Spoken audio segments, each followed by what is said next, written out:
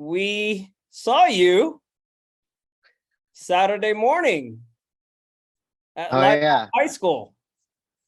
Yeah, it's so it's official.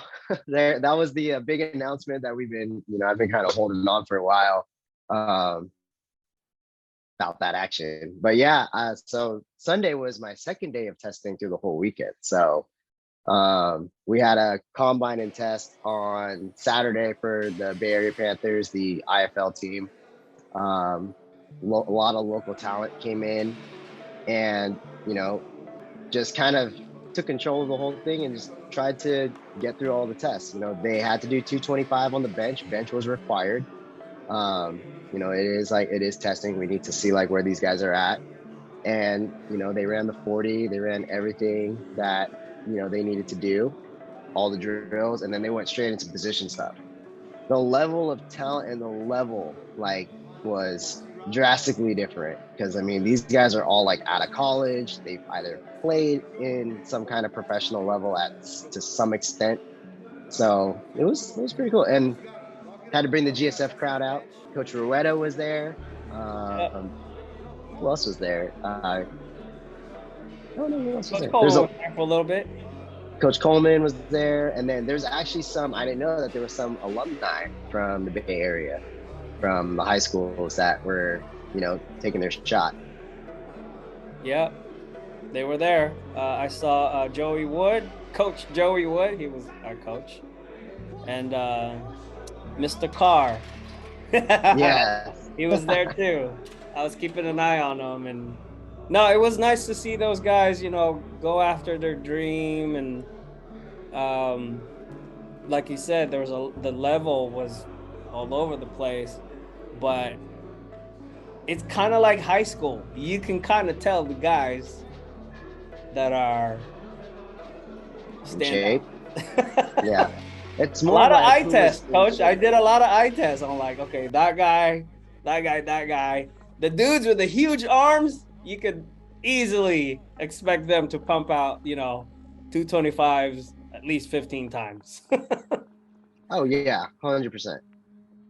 So it was you'd be surprised though. The linemen, as they're supposed to, I think the lowest amount of reps on 225 for the linemen I think was 23. That was the lowest for line.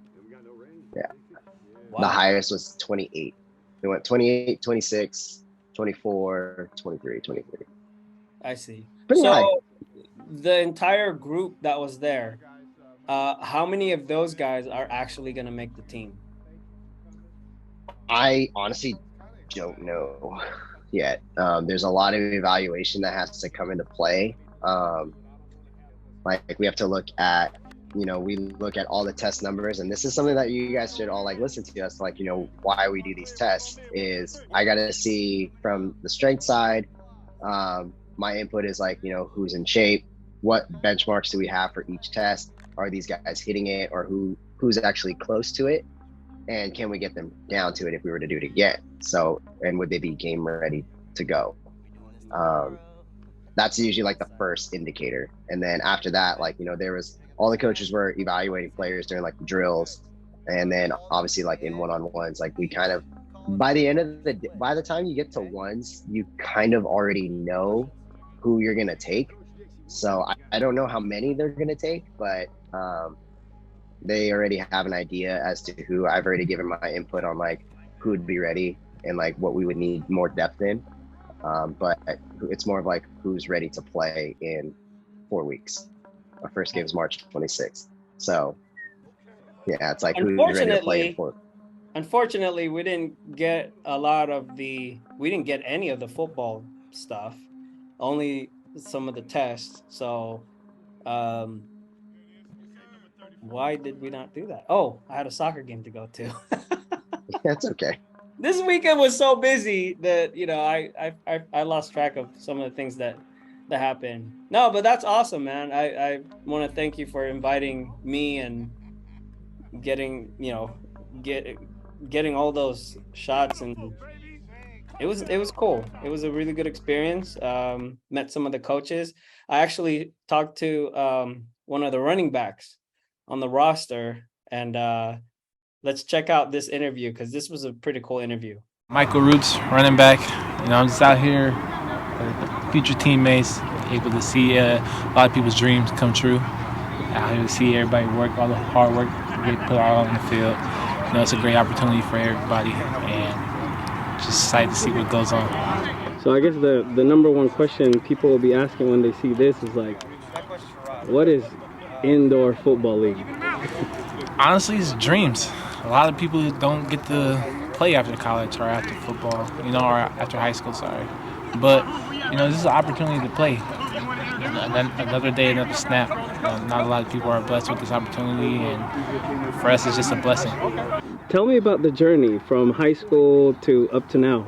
So my journey is, I was the #1 rusher in Luther Burbank, and then from there I walked on to San Jose State, and then after that I went to Central Washington for 3 years. Was the #1, 1,000 yards away from being the #1 all-time rusher, and then I got put into the record books there.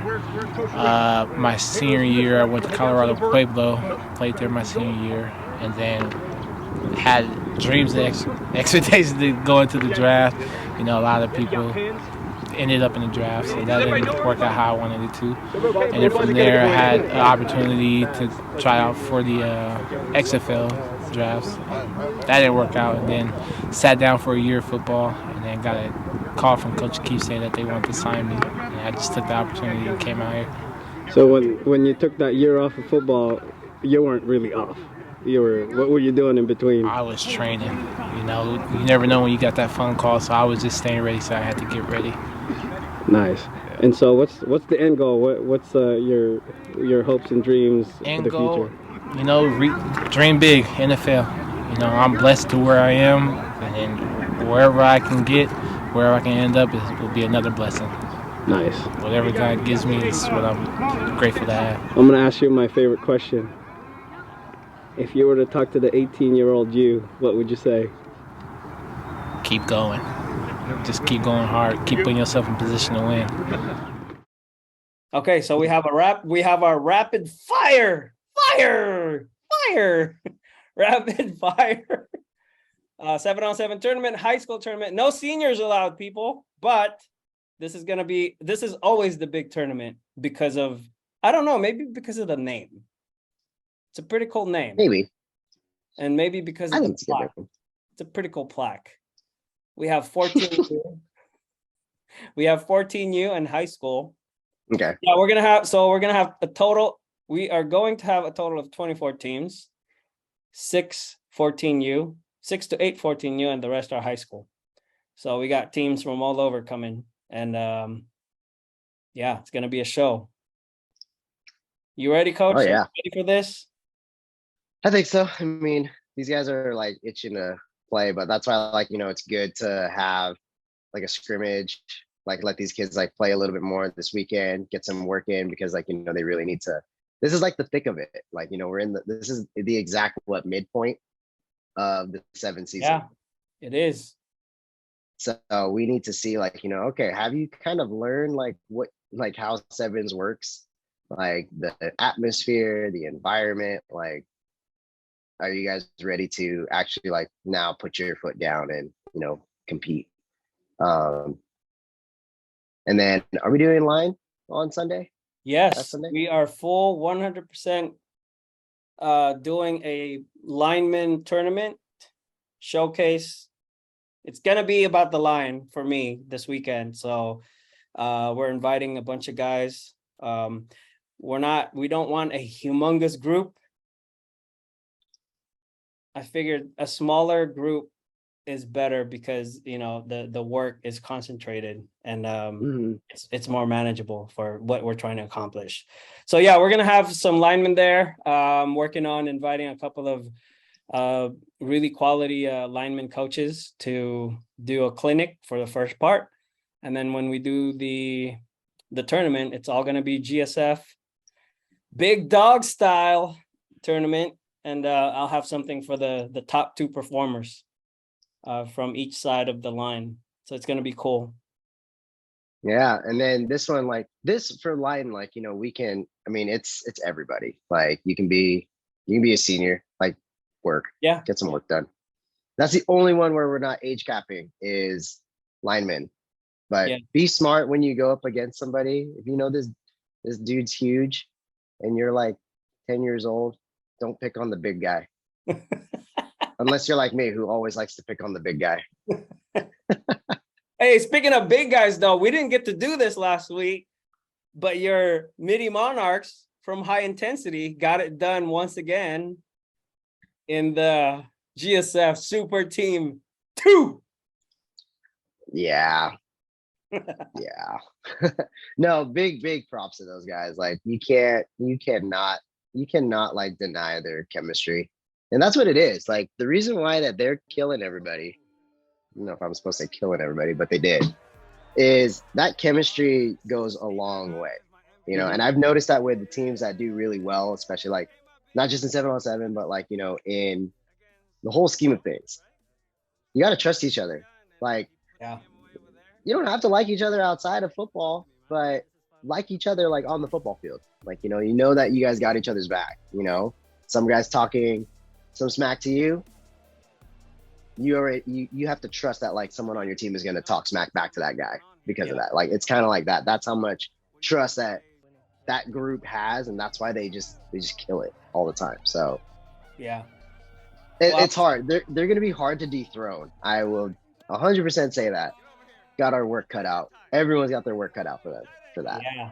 Well, I mean, shoot, they destroyed a few Everyone. teams. Yeah. They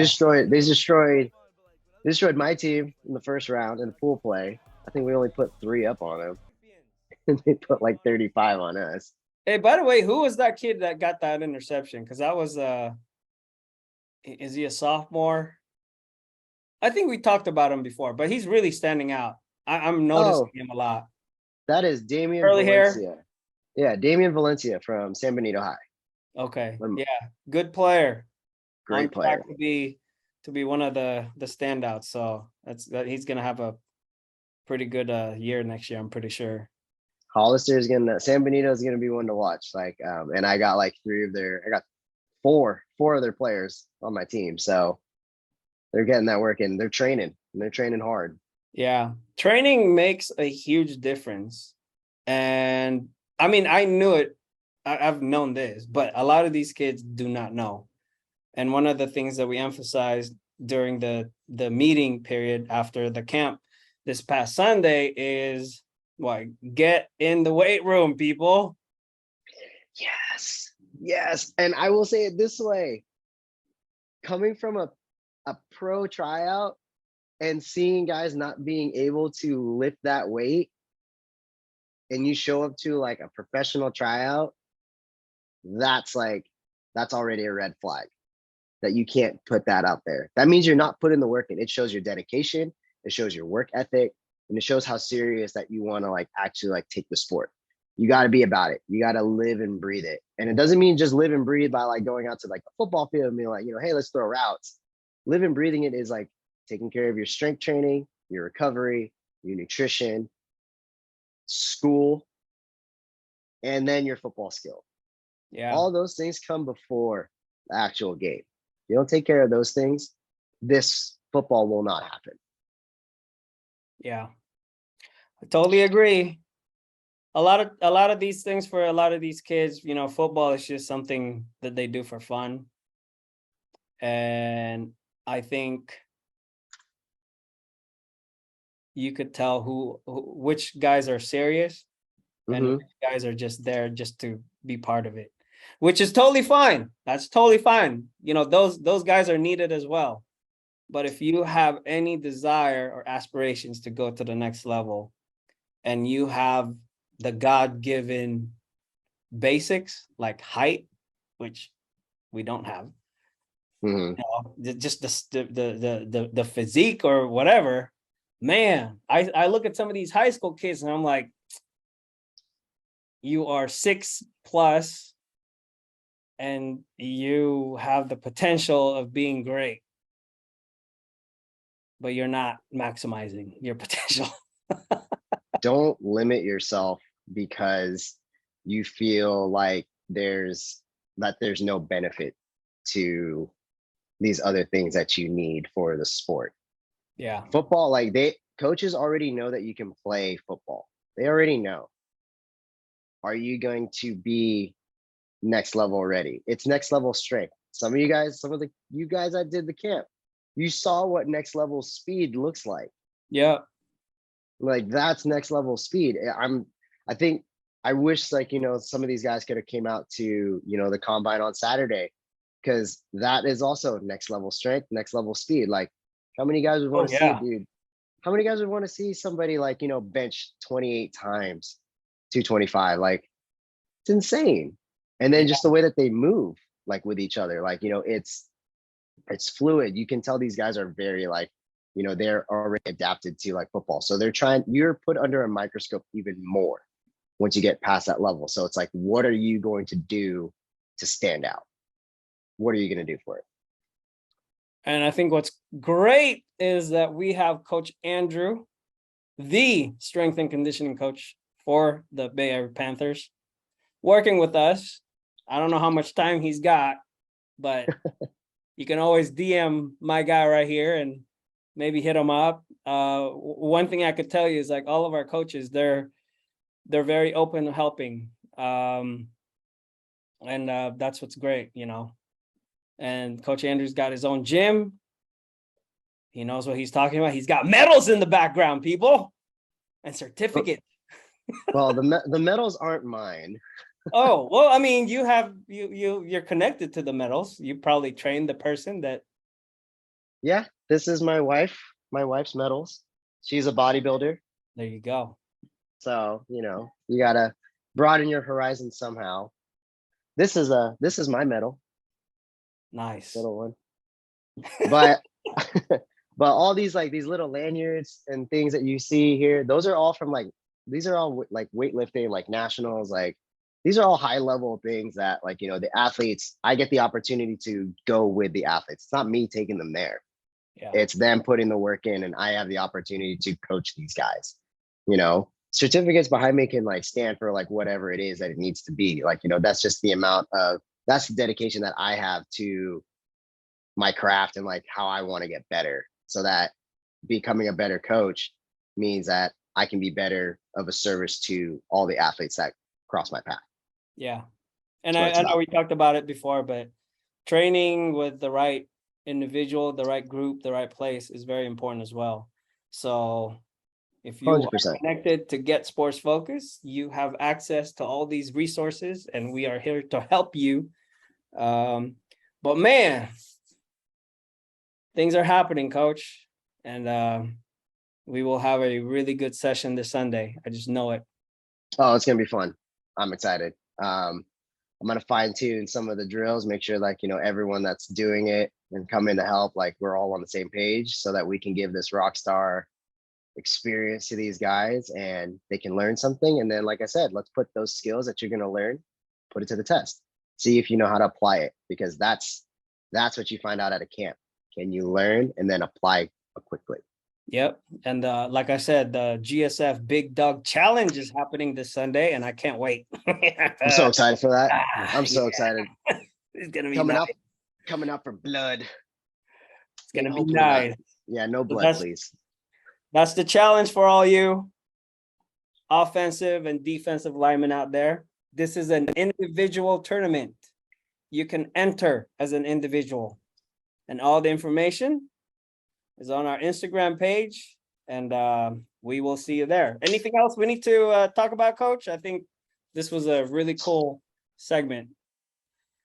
No, got a lot of B-rolls. Got a lot of B-rolls, but we got a lot of like, I think everyone like, let's dangle a bone. You guys will see what's coming up in the next couple months. You'll see. Yep.